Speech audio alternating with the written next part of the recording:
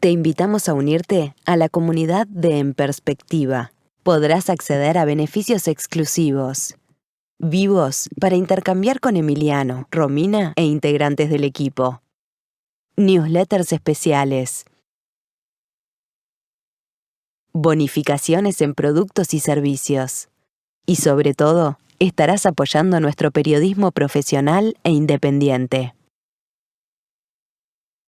Te invitamos a unirte a la comunidad de En Perspectiva. Varias potencias mundiales, aliadas con la industria farmacéutica, anunciaron en estos últimos días sus avances en la preparación de vacunas contra el nuevo coronavirus. Y algunas de ellas aseguraron que, a la brevedad, podrían comenzar con la producción masiva. Esas noticias provocan expectativa, también ilusión, pero al mismo tiempo dan pie a cantidad de preguntas, dudas, preocupaciones. Por ejemplo, ¿en qué consistiría esta forma de inmunización contra el virus? Otra, ¿estas vacunas funcionarían como la de la gripe de la influenza que llega cada año a nuestro país antes del invierno? ¿Cómo incide el hecho de que estas vacunas se alcancen en menos de un año cuando lo habitual es que el proceso de creación y validación lleve bastante más tiempo? ¿Cuán efectivos serán estos fármacos? ¿Existen riesgos de que provoquen efectos indeseados en la salud? Bueno, sobre algunos de estos temas vamos a conversar en los próximos minutos con Alejandro Chavalgoit, inmunólogo, director del Departamento de Desarrollo Biotecnológico del Instituto de Higiene de la Facultad de Medicina de la UDELAR, miembro también del Comité Asesor de Vacunación del Ministerio de Salud Pública. Alejandro, bienvenido, gracias por acompañarnos. Hola, buenos días y disculpen, el tráfico ha vuelto a la normalidad en algunas cosas. Se te complicó un poco la llegada. Sí. Bueno, pero acá estás y pronto. Estuvimos charlando en la previa, además, algo organizamos. Está Romina ahí con las preguntas de los oyentes. Empecemos. En estas noticias de los últimos días aparecieron varios anuncios sobre el desarrollo de vacunas contra COVID-19. Por ejemplo, el martes de la semana pasada, Rusia pateó el tablero cuando proclamó que había obtenido su propia vacuna, la primera del mundo, dijo, y la bautizó incluso, Sputnik 5.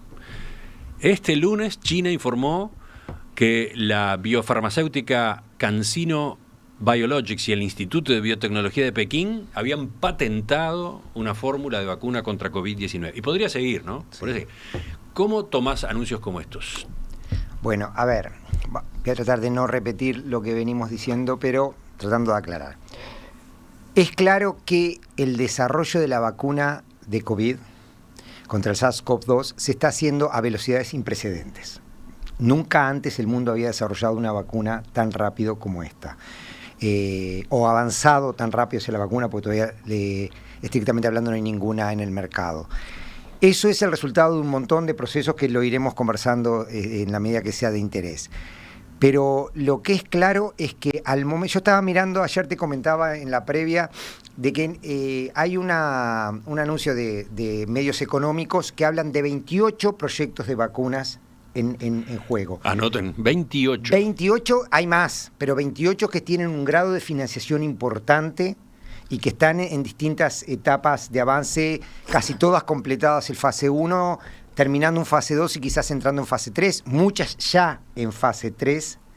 Después aclararemos lo que son las fases. Sí, después las aclaramos. Pero dijiste 28 entonces. 28. Todas ellas, muchas de ellas con financiación de lo que se llama CEPI.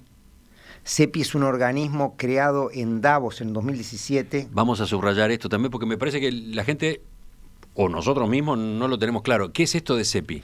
A ver, tratemos de ir claro. Yo te decía, el mundo en la última década vivió varios ensayos generales de pandemia, le llamo yo. Varias veces que pareció que venía una pandemia y finalmente no cuajó. Todos recuerdan H1N1, ¿se acuerdan que el mundo parecía que se paralizaba, que no iba a haber vacunas para todo este tema que estamos hoy hablando ya se hablaba entonces. Después vino ébola, que pareció que si se expandía fuera de África iba a ser desastres en el planeta. Después vino SARS-CoV-1, el primo hermano de este. Después vino MERS. Y lo que pasó en todas esas es, primero, que ninguno cuajó como pandemia. Ninguno se expandió a nivel mundial. Y segundo, lo que sucedió es que a medida que empezó a crecer la incidencia de esas enfermedades, empezaron las presiones para que se desarrollasen vacunas. En ese momento muchas empresas e instituciones científicas y académicas se embarcaron en la idea de hacer una vacuna. Lo que terminó sucediendo es que para cuando las vacunas estuvieron desarrolladas, la pandemia ya había pasado y a nadie le interesaban las vacunas. O sea que hubo fiascos, hubo proyectos que fueron una pérdida. Que nunca cuajaron. Entonces, de hecho, en enero de este año, los informes, yo como biotecnólogo leo mucho la parte de ciencia, pero tengo que leer también un poco la parte económica de toda esta historia, porque es una industria que tiene sus lógicas y que hay que entenderla para poder entender cómo se vienen los desarrollos. En enero, muchas de las grandes empresas no querían saber de nada de embarcarse en una vacuna contra el SARS-CoV-2. ¿Por qué? Porque decían, si esto pasa antes de que tengamos desarrollada, quedamos nuevamente colgados de un pincel. Lo que sucedió en el 2017 es que todos estos ensayos generales de pandemia nos agarraban siempre corriendo de atrás. Y se dijo en determinado momento, no puede suceder que cada proyecto de pandemia nos agarre corriendo de atrás y nunca lleguemos a tiempo. Entonces, en Davos lo que se hizo, se generó una coalición que se llama CEPI, que viene del inglés y que quiere decir básicamente coalición para preparar innovaciones para las infecciones emergentes. Eso es un organismo financiado desde la Bill Gates Foundation, la Wellcome Trust, que es la principal organización de financiación de proyectos de biomedicina sin fines de lucro del mundo, y varios estados, Alemania, Inglaterra, varios financiaron eso. ¿Cuál era la idea? Financiar proyectos de investigación en plataformas tecnológicas que permitan fabricar vacunas rápidamente contra lo que sea. Yo te decía ayer que el proyecto con el cual llamaban era Vacuna X. Vacunas contra lo que sea. Qué interesante esto, ¿no? O sea, de lo que se trata es de financiar, ¿cómo decirlo?, bases de vacunas. Plataformas tecnológicas que permitan rápidamente desarrollar una vacuna. Déjenme aclarar una cosa acá. Hacer una vacuna siempre se dice que llevaba alrededor quizás una década. Sí, de 4 a 10 años. A 10 años. ¿Por qué? Porque hay una serie de procesos que se tienen que hacer, dentro de los cuales, aunque parezca ridículo, descubrir la vacuna no es el que lleva más tiempo. Normalmente no es el que lleva más tiempo. En algunos casos sí, depende de la enfermedad. Sí, pero en algunas enfermedades como esta, en que el candidato vacunal está bastante bien definido desde el inicio, esa no es la parte que lleva más tiempo. Después hay que hacer no solo todos los ensayos que permitan validarla, sino además validar el proceso productivo. Porque fabricar 10 dosis es una cosa, fabricar 100 millones de dosis es otra. Y ahí es que se va el tiempo. Y ahí es donde se va el tiempo. Bueno, entonces existe esta base, existen estas plataformas que son las que ahora se están usando. Exacto. Y que permiten que en esta ocasión vayamos a la velocidad las vacunas vayan a la velocidad que están yendo. Por ejemplo, la vacuna de Oxford, AstraZeneca, que todo el mundo las conoce, o la he oído nombrar, es la vacuna de MERS que Oxford hizo contra MERS, que usó esa misma plataforma y lo que hizo fue cambiar el antígeno candidato, digamos, lo que es la vacuna, lo cambió de uno por otro, lo cambió del antígeno de MERS para el antígeno de SARS-CoV-2. Entonces, durante todos estos años se investigaron en esas plataformas. Eso permite dar una respuesta muy rápida a una parte del problema, no a todos. Bueno, ahora entendemos entonces un poco mejor este escenario, de vértigo en el que estamos viviendo, ¿no? Entonces, Cuando tú escuchás noticias como esta que yo mencionaba recién, la de Rusia, ¿cuál es tu respuesta o tu reacción? A ver, el problema de lo de Rusia es lo que vengo repitiendo, es que no hay forma de saber, no hay forma de poder opinar adecuadamente. La plataforma tecnológica que ellos plantean para hacer es la que probaron para ébola. Sí, es una plataforma muy interesante, es una plataforma similar a la de Oxford, es un adenovirus atenuado, con algunas diferencias inteligentes, como por ejemplo que usan 2 adenovirus diferentes, porque no importa los detalles técnicos, pero los adenovirus tienen algún problema potencial, no de seguridad, que es el miedo de todo el mundo, sino de la posibilidad de que sea efectivo, porque como uno ha visto a muchos adenovirus, puede tener inmunidad previa y eso hace que no sea tan inmunogénico. Oxford lo solucionó usando un adenovirus de chimpancé, derivado de chimpancé, que por tanto el sistema inmune humano no lo ha visto. La gente de Rusia usa 2 adenovirus, lo cual es muy interesante. El problema central es que no tenemos información de cómo la probaron.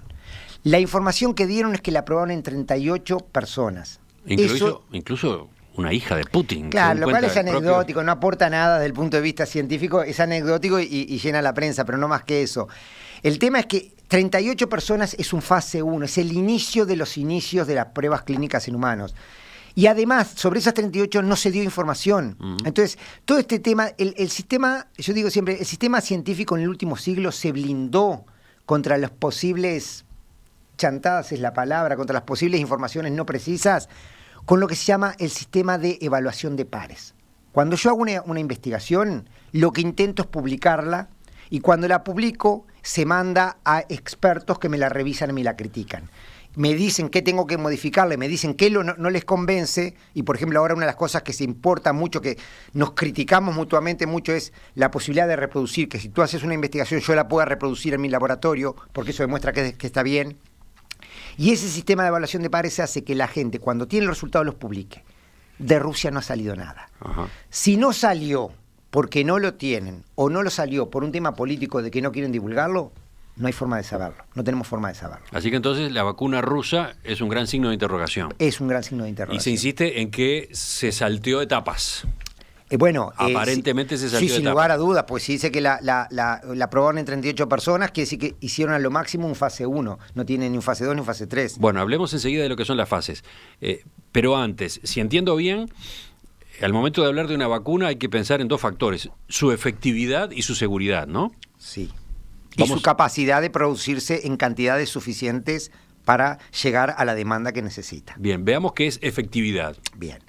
Efectividad quiere decir que la vacuna funciona para la función que se pensó. ¿Qué quiere decir esto? Que si es una vacuna contra el SARS-CoV-2, protege contra el SARS-CoV-2. Protege quiere decir que o no deja que te infecte o que si te infectás no cursás la enfermedad. La mayoría de los casos lo que hacen es que evitan que curses la enfermedad y que contagies, pero no necesariamente que no te contagies. ¿De acuerdo? Y eso tiene mucho que ver. Yo te voy a dar un ejemplo que no tiene nada que ver con esto, pero que es una vacuna muy famosa que fue muy discutida, que es la de HPV. ¿Se acuerdan? La de HPV, la efectividad lo que dice es previene las infecciones por el virus del papiloma humano. Ajá. Que protege contra el cáncer es una consecuencia directa, pero el ensayo que se hizo y lo que está registrado que dice es que protege contra la infección. Como sabemos que la infección es la que causa las lesiones ulcerosas que terminan derivando en cáncer, es que podemos hacerla transitiva. Ajá.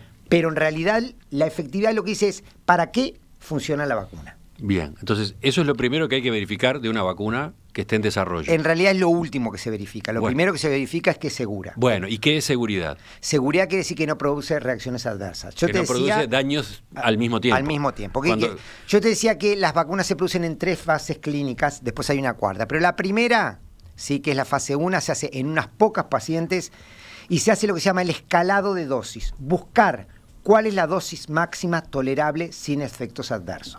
Ejemplo, Pfizer está embarcado en su fase 3 de una vacuna de mRNA que dicen tenerla pronta para fines de año los resultados. En el fase 1, en el escalado probaron 3 dosis, 10, 30 y 100. La de 100 era muy reactogénica, la quitaron. Ujú. Entonces están usando las dosis más bajas. Entonces, en el fase 1 se prueba cuál es la dosis más tolerable. En el fase 2 se usa esa dosis máxima y se prueba en un número mucho más grande de gente, cientos de personas, que no tenga reacciones adversas y que no provoque efectos secundarios no deseados. ¿Y en la fase 3 qué pasa? Se prueba nuevamente lo mismo en mayor cantidad de gente, pero además se prueba la efectividad. Al completar la fase 3 se sabe que la vacuna es segura y efectiva y ahí se licencia, quiere decir que se autoriza a ser distribuida. O sea, en principio entonces una vacuna tiene que pasar por las 3 fases. En principio una vacuna tiene que pasar por las 3 fases y eso siempre es así, Pero salvo en casos de pandemia. En casos de pandemia, cuando, o sea, uno en salud pública uno tiene que ver, cuidar la vida. Entonces, el efecto de cuál es el riesgo menor es importante calcularlo. Entonces, muchas veces en épocas de pandemia se permite que algunas etapas se salteen. ¿Y eso qué implica? Bueno, eso implica, la gente tiene miedo que se implica falta de seguridad, ¿no? ¿Verdad? Exacto. No necesariamente, no, porque en realidad la seguridad, como es la vara más sensible, siempre se está cuidando. Pero, por ejemplo, en el caso de la vacuna de Moderna, la vacuna esta que tiene Estados Unidos con la tecnología de mRNA. Esto es una tecnología completamente Muy nueva. rápido ahí. ¿Qué es eso? Moderna es una empresa de Estados Unidos ¿Sí? que en febrero comenzó los ensayos clínicos. Fue la primer vacuna, prototipo de vacuna, en entrar en ensayos clínicos. Esa vacuna usa una tecnología que hasta ahora nunca se había probado en humanos. Es una de estas tecnologías que se financió con el proyecto CEPI en Davos, que usa una tecnología de ácidos nucleicos, que sé que hay el miedo de la integración, después si quieren lo explicamos, Sí. no es Tengo real. una pregunta sobre eso. No es real ese miedo, si quieren lo podemos explicar. Pero lo que digo es, esta vacuna se le permitió probarse directamente en humanos al mismo tiempo que se comenzaban los ensayos en animales. En lugar de completar primero los ensayos en animales y después ir al humano, como estaba la situación de pandemia y de riesgo vital, se le permitió avanzar directamente en los ensayos clínicos al mismo tiempo. Ahora, a medida que iban haciendo los ensayos clínicos y en animales, los iban publicando todo el tiempo. Están disponibles para todo el mundo esos resultados y por tanto se sabe de la seguridad que tienen. ¿De acuerdo? Entonces, eso es un salto que permitió ahorrar un montón de meses. En el caso de la de Oxford no fue necesaria porque ya la habían probado con la de MERS. Uh-huh. Ahora, en algunos casos incluso más especiales, el fase 3, que es el que determina la efectividad, se puede con una precalificación de la OMS evitar. Caso ébola. Ébola tiene una tasa de mortalidad de más del 80%. Por tanto, la necesidad de avanzar con alguna medida era enorme. Uh-huh. En ese caso, una precalificación de la OMS, mostrando que no tenía reacciones adversas, permitió avanzar a probar la eficacia directamente sin hacer un fase 3. Entonces, eso solo pasa en situaciones de riesgos altos, como son las epidemias. Bueno, creo que hemos hecho una buena introducción que nos ha permitido entender el proceso que se está siguiendo con estas vacunas que vienen aceleradamente preparándose y anunciándose. Creo que tenemos información abundante sobre las características de las fases que se tienen que cumplir, por qué ahora en esta ocasión se permite que se salteen algunas, la historia. Bueno, creo que este es el momento, si te parece, Alejandro, para que después de la pausa nos concentremos ya en las preguntas más concretas que la gente tiene sobre cómo funcionarían esas vacunas, cuándo en Uruguay podríamos tener una, Perfecto. cómo elegir cuál, ¿no? Porque se supone que va a haber varias. Sí. ¿A quiénes administrarla? Enseguida volvemos.